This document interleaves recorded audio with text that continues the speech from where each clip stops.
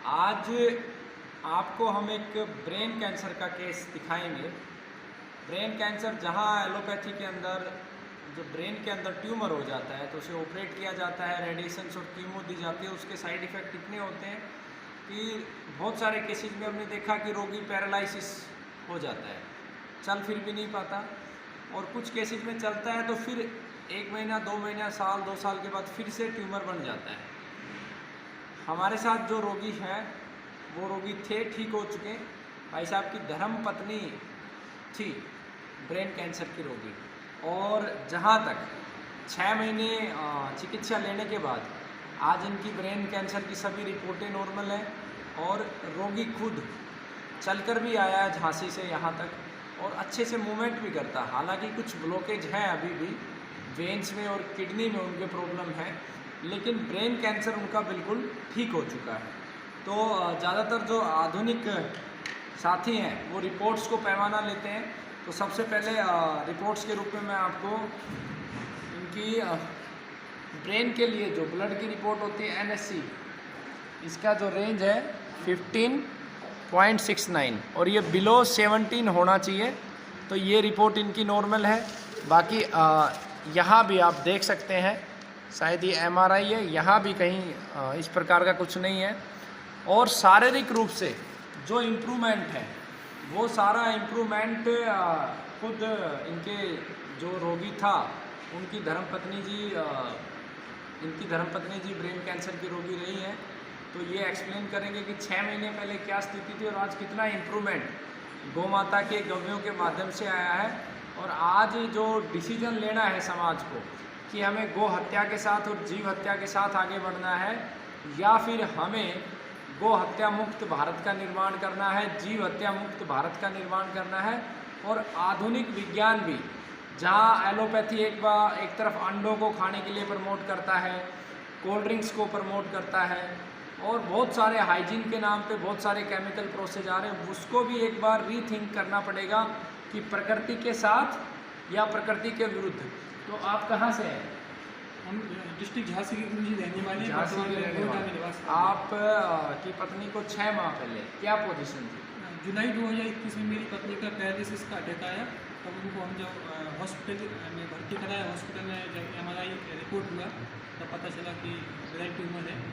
तब एम्स में जाके डॉक्टर को दिखाया तो डॉक्टर ने सर्जरी के लिए सजेशन दिया। बस इसके बाद हमारे मित्रगणों ने हमको सजेशन दिया कि आप एक बार पानी में जाके गुरुजी से मुलाकात कीजिए। और गुरुजी से मुलाकात करने के बाद जब गुरुजी ने हमको दवाई दी तो पिछले 1 महीने से ही परिवर्तन आना शुरू हो गया, उनके हाथ पैरों में मूवमेंट आना भी शुरू हो गया, और फिर वो कंटिन्यू दवाएँ चलते रहे। जो रिपोर्ट हमने MRI की रिपोर्ट नवंबर में कराई थी, नवंबर 2021 में, उसमें तो जो ट्यूमर था वो पूर्ण रूप से डिजॉल्व हो चुका था। फिर भी अभी वर्तमान में घर से जो CEA और NSC की रिपोर्ट कराई है वो भी रिपोर्ट नॉर्मल आई है, और भगवान की कृपा से कोई कमी नहीं है और ये सब ठीक है अभी। तो क्या आप चाहते हैं कि इस देश में गौ हत्या हो? गौ हत्या तो बिल्कुल भी नहीं होनी चाहिए, बल्कि हर घर में गाय पाली जानी चाहिए। अगर आज गाय नहीं पालेंगे तो आने वाले समय में आदमी को मजबूरी में वो गाय पालना ही पड़ेगा। इसलिए आदमी को इंसान को जागरूक होना है और ज़्यादा से ज़्यादा कोशिश करना है कि प्रकृति के संरक्षण में और गाय माता के संरक्षण में रहें। तो आप खुद रोगी के जो पति हैं उनके माध्यम से आपको सूचित भी किया गया कि मात्र 1 ही महीने में उनकी बॉडी में मूवमेंट आना चालू हो गया। मूवमेंट आना चालू हो गया था, पहले मूवमेंट नहीं था। वो पूरा बिस्तर पे आ गई थी और करवट भी नहीं बदल सकती थी, करवट भी नहीं बदल सकती थी, और उठने बैठने के लिए कोई ना कोई आदमी की उनको ज़रूरत रहती थी। वो 24 घंटे बिस्तर पर रहती थी।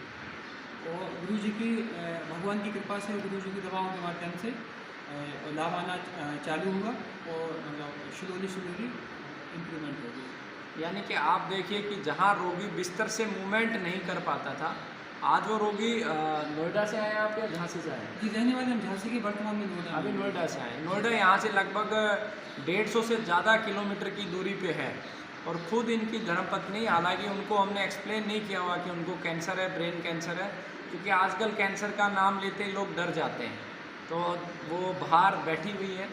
लेकिन कमाल की बात देखिए, जो रोगी बिस्तर से उठ नहीं सकता, मूवमेंट नहीं कर सकता, वो रोगी आज 200 किलोमीटर चल के आया, घूम रहा है, फिर रहा है और उसको बहुत अच्छा खा पी रहा है और उसकी रिपोर्टें भी नॉर्मल हैं। हालांकि कैंसर एक बार ठीक होने का मतलब ये नहीं है कि वो सदा के लिए नष्ट हो गया, भले ही आयुर्वेद हो या एलोपैथी हो। हमारे यहाँ भी कुछ रोगियों को रिपीट हुआ है कैंसर। पहले हमें लगता था कि आयुर्वेद से ठीक होने के बाद रिपीट नहीं होता है, लेकिन जैसे जैसे जीवन का अनुभव बढ़ रहा है वैसे वैसे महसूस हो रहा है कि आयुर्वेद से ठीक होने के बाद भी अगर रोगी कंटिन्यू परहेज नहीं करता है तो रिपीट करता है। तो अब हमारी जो टीम है पूरी, उसने हर एक रोगी जो ठीक हुआ उसको ऑब्जर्वेशन पीरियड हमने 5 साल का रखा है कि हर 3 महीने के बाद उसको ऑब्जर्व करेंगे कि उसकी क्या सिचुएशन है, और पूरे 5 साल का हम उसको डाइट चार्ट भी देते हैं, बीच बीच में उसको चेकअप भी करते हैं। तो आपको बहुत बहुत शुभकामनाएं।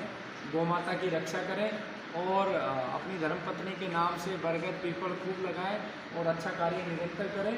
आपको जो ये जीवन मिला है और आपकी धर्मपत्नी, क्योंकि जहाँ पत्नी समाप्त होती है तो वहाँ पति का भी जीवन समाप्ति होता है, इसलिए आप दोनों को ही जो जीवन मिला है वो गौ माता की कृपा से, प्रकृति माँ की कृपा से और ईश्वर के आशीर्वाद से मिला है।